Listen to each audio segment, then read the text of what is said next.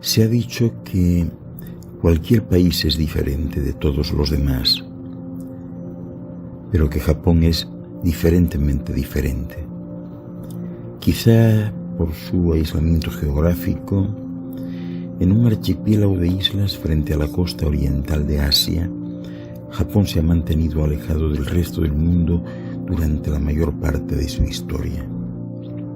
Incluso resulta sorprendente que la rápida modernización e industrialización a finales del siglo XIX solo rozó la superficie de la vida japonesa y no alteró la fuerte fidelidad del país a sus costumbres, valores y visión del mundo tradicionales.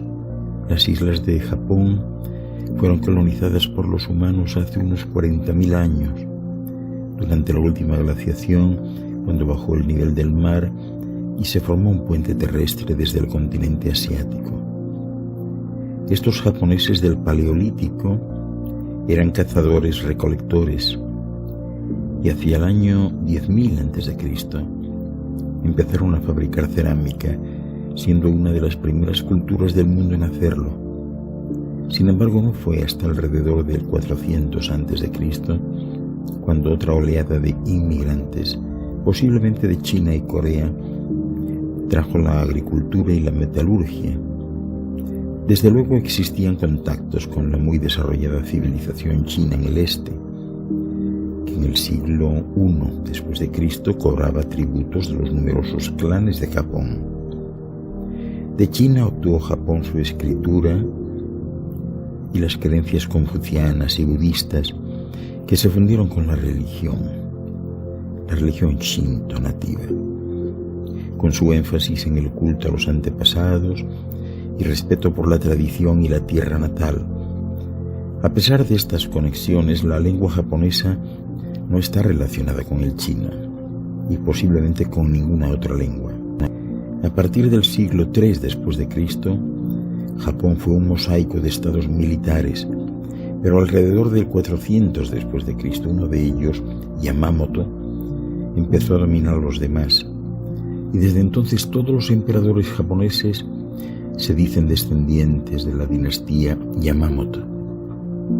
En el 607, el emperador de la Tierra del Sol Naciente, es decir, Japón, escribía al emperador de la Tierra del Sol Poniente, es decir, China, como un igual en poder y magnificencia. En el siglo VIII los japoneses establecieron una capital imperial en Nara, siguiendo el modelo chino, y empezaron a adoptar el modelo chino de un gobierno fuerte y centralizado. Se desarrolló un mito nuevo de los orígenes, según el cual el emperador descendía del legendario primer emperador Jimmu, que según el mito había fundado Japón en el año 660 a.C. y era descendiente de la diosa solar del Shinto, Amaterasu. La pretensión de los emperadores japoneses al estatus divino no fue abandonada hasta después de la Segunda Guerra Mundial. En el 794 la capital se trasladó a Kioto. A partir de entonces disminuyeron los contactos con China y el poder de los emperadores fue eclipsado por el poder creciente de la familia nobiliaria de los Fujiwara, cuyos miembros actuaban como regentes. En el siglo XII, los Fujiwara se vieron presionados por una serie de familias nobiliarias y, como consecuencia, Japón se hundió en una guerra civil, de la que surgió una sociedad feudal descentralizada con el poder dividido entre una serie de varones regionales, los daimios, que mantenían bandas de guerreros samurái, una casta militar de élite que se consideraba de rango superior a mercaderes, artesanos y campesinos.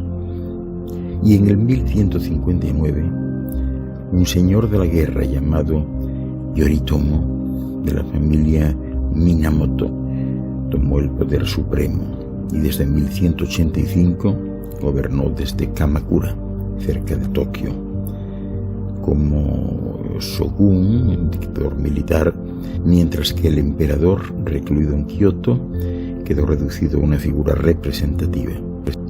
Los shogunes de diversas familias siguieron siendo los gobernantes absolutos de Japón durante muchos siglos, interrumpidos en el siglo XVI por una serie de guerras civiles. En el 1600, Japón estaba reunificado y un noble de la familia Tokugawa, llamado Ieyasu, estableció un nuevo shogunato, centrado en Edo, es decir, Tokio, mientras que el emperador seguía sin poder en Kioto. Los shogunes Tokugawa ejercieron un control estrecho sobre los daimios, forzándoles a pasar mucho tiempo en Edo y lejos de sus bases de poder regionales. De la misma forma que Luis XVI redujo a la turbulenta nobleza de Francia a finales del siglo XVII al exigirles que vivieran en su gran palacio de Versalles, los shogunes Tokugawa también volvieron la espalda a los contactos europeos, y así mercaderes y misioneros cristianos habían empezado a llegar en el siglo XVI y muchos campesinos se habían convertido. Los shogunes temían que esto anunciase una ocupación europea y desde 1635 impusieron una política de aislamiento, prohibiendo todo contacto entre japoneses y extranjeros. La única excepción era la pequeña concesión mercantil holandesa en una isla en el puerto de Nagasaki. Este aislamiento terminó a la fuerza el 8 de julio de 1853, cuando buques de guerra de los Estados Unidos, bajo el mando del comodoro Matthew Perry, entraron en la bahía de Edo. Después de demostrar el poder de fuego de los barcos, Perry exigió que los japoneses abrieran sus puertas al comercio exterior. Como consecuencia, se presionó a Japón para que firmase una serie de tratados con las potencias occidentales, garantizando a estas derechos comerciales que comprometían la soberanía japonesa. Estos cambios forzados marcaron el final de la larga Edad Media de Japón. Después de un golpe de los modernizadores en 1868, el shogun dimitió y en 1869 el emperador, con poderes renovados, fue instalado en Edo, que fue rebautizada como Tokio. Él mismo tomó el nombre de Meiji, que significa gobierno ilustrado. Le siguió un periodo importante en el que Japón llevó a cabo, en 3 décadas, un proceso de industrialización que había tardado 2 siglos en Europa. Y así no solo se transformaron las manufacturas, sino que la educación, las fuerzas armadas, la economía y el sistema político fueron modernizados según el modelo occidental.